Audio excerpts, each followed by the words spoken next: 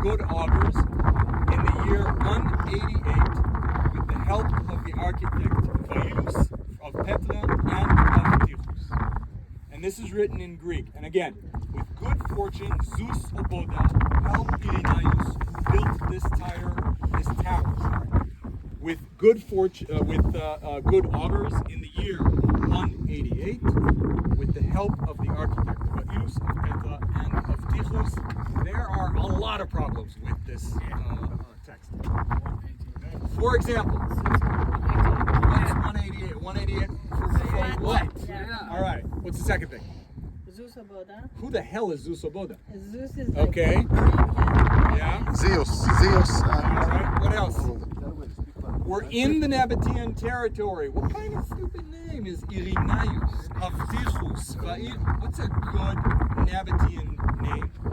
If you have a Nabatean baby is born, what's like a good name? Radab. All the grandparents are going to go, oh, Trod. that's a good name. Chaltat,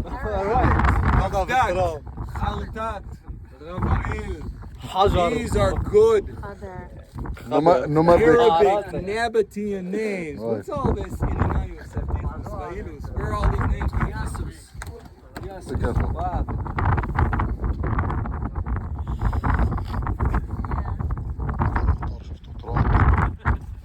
This is better. Good. I can wave, no problem. So who are all these weird sounding names? They seem foreign to this territory. All right, Zeus Oboda, what the hell is 188? Why are all these names? And why is it written in Greek? I already said that the Nabateans are Arabian tribes. They came from Arabia and they speak and write Arabic. It's an ancient dialect of Arabic. It's not the Arabic that we see today, but it is an Arabic dialect. And they have their own language and their own writing. So a whole bunch of problems in this one writing, in this one Description. text. And let's start breaking it up, one piece at a time, to try and understand what we're actually seeing. So the first thing is the fact that it's written in Greek. The Nabateans, they are also traders. And as time goes by and they are exposed to the different cultures they come in contact with, they're also exposed to the international language of trade, the lingua franca at the time, which was they're educated, or they're educated enough to trade, and they speak Greek, because Greek is the common language, or the international language of both the Greek empires, later on the Roman world, and the Byzantine world. Around the empire, you speak Greek. In Rome, you might speak Latin. Latin isn't the international language, Greek is.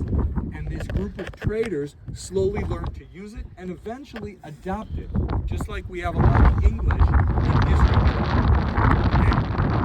I want to add something. Maybe it's wrong, maybe it's right, and maybe it's wrong. The Nabatean, it comes from the Greek names Napteras. Napteras, that means the digging of the water or taking of the water. So we don't exactly know what the Nabateans call themselves. We only know what other people call them. Some sources call them Arabian.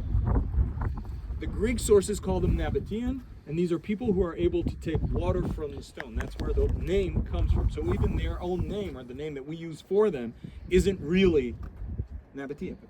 Nabateans. All right. So yeah. Nabateans who were traveling on the spice roads, weren't they very famous for being very adaptive to the cultures around them as well? That's our interpretation, and sometimes that might be true, and sometimes it might be not. I don't know, but we definitely see something that supports that. The second thing that we see are the names, and your visitors, your tourists, your groups might find out that you should.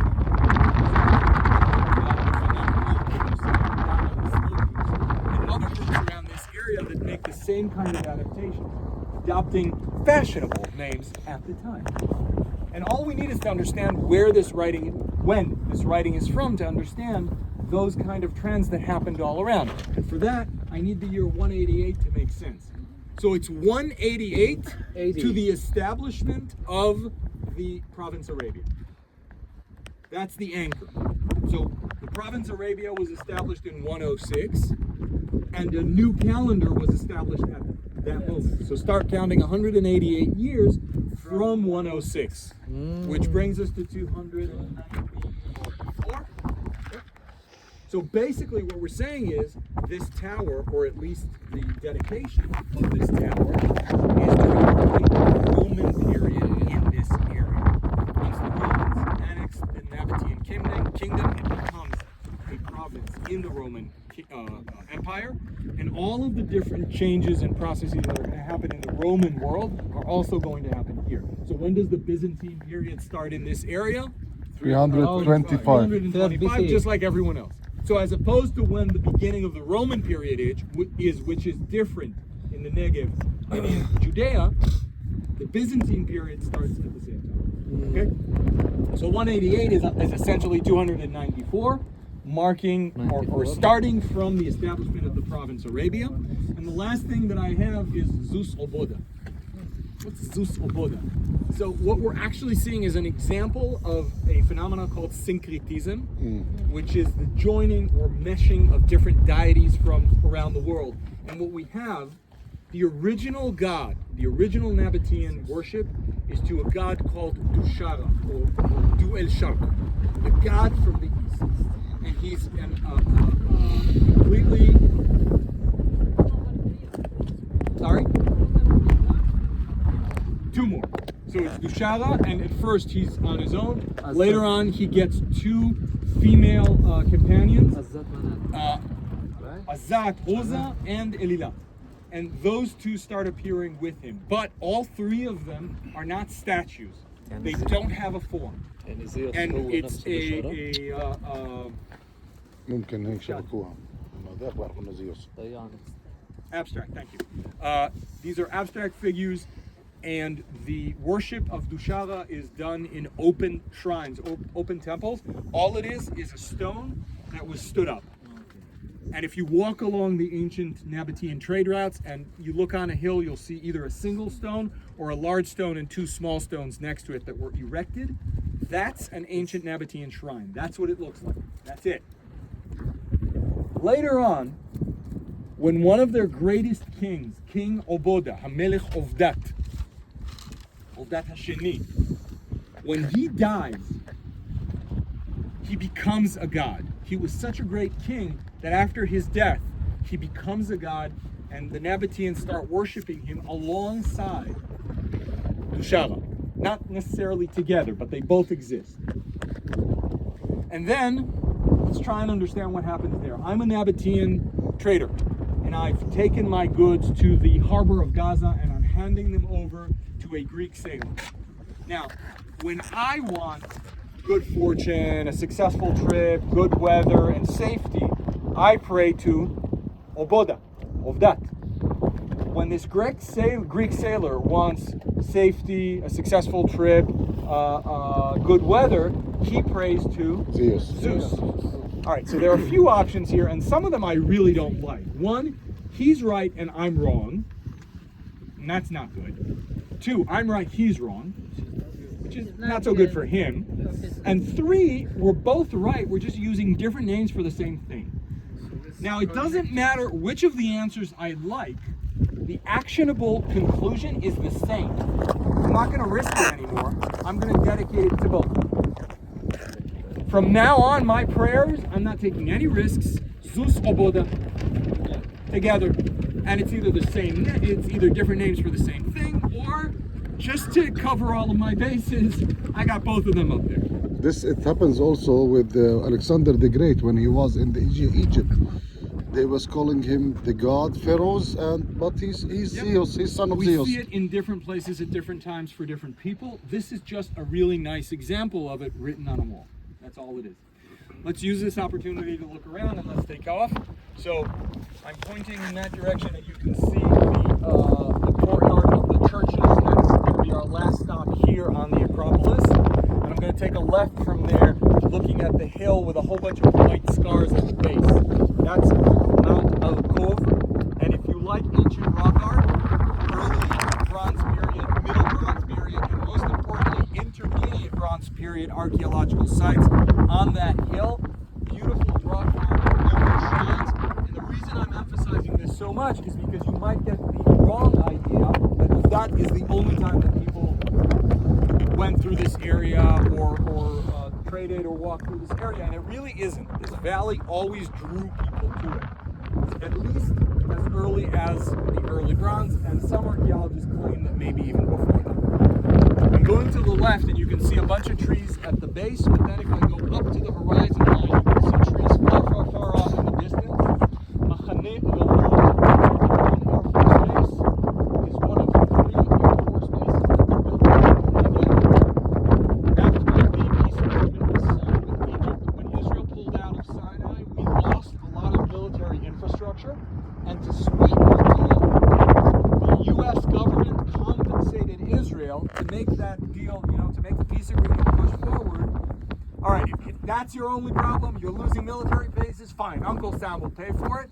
And they built 3 new military bases in the Negev: Ramon Air Force Base, Nabateans Air Force Base, and Air Force Base next to Eilat. So those 3 were built during, after the peace agreement. 1978, These were actually built in the 80s, but as a result. Going to the left, you can see the plateau of that plateau. I don't have to convince you that it's a plateau. Finally, I can prove my point. Continuing to the left, here off in the distance, you can see a bunch of antennas. It's not Mitzvah Lamon, but it's almost Mitzvah Lamon. It's a military base that's just a little bit north of the town, but just to give you an idea of what you're looking at. And if we continue to the left, again, plateau, but you can see these statues or metal structures of the camels and the caravan. It's actually indicating the direction that the caravans came from. So in the terrain, if I'm coming from Machdesh Lamon, in Machdesh Lamon, came up the cliff, and this is the direction I'll be walking to get to Odat. It's right there. That's all day. It's a 35-kilometer day, but that ends here in Odat. I'm continuing to the left, and over the Tzim Valley, I can see the Chatira Ridge. The Chatira Ridge and also the Chatira Ridge are going to be the second half of our day if I ever shut up. Okay? Continuing to the left, you can see the ruins of Odat. Odat, after its abandonment, was destroyed or impacted by several earthquakes, and you already know this, about every 100 years, give or take, we get a big earthquake in this region, and the Byzantine Nabatean cities have all suffered from that. We'll see the same kind of thing in Mamshit, and it's the same story here. The only structure, or the only 2 structures that emerged or were visible above the rubble in the 19th century when Palmer came here, and there were other 19th century researchers and archaeologists that came through here, we didn't go through that list, was this tower here and the fortress over there. The tower that we're standing on, we know why it was able to withstand the earthquakes better than other structures, and I asked somebody to point at that wooden beam right where you're standing. There's, nope, other side, left and below you. Your left. Eventually we'll find it, it's right there. There's a wooden beam, and every few layers of stone, you put a wooden beam, and that wood is more flexible and it can sustain or absorb some of the movement during a quake and actually help the building stay up. That's original, not reconstructed? Yes, that is. Now, the concrete ceiling that we're standing on obviously is, but this building was still visible 2 stories up above the rubble when the first explorers came here in the 19th century. That's all we have time for. We're going to continue going. Let's do it. Anyone?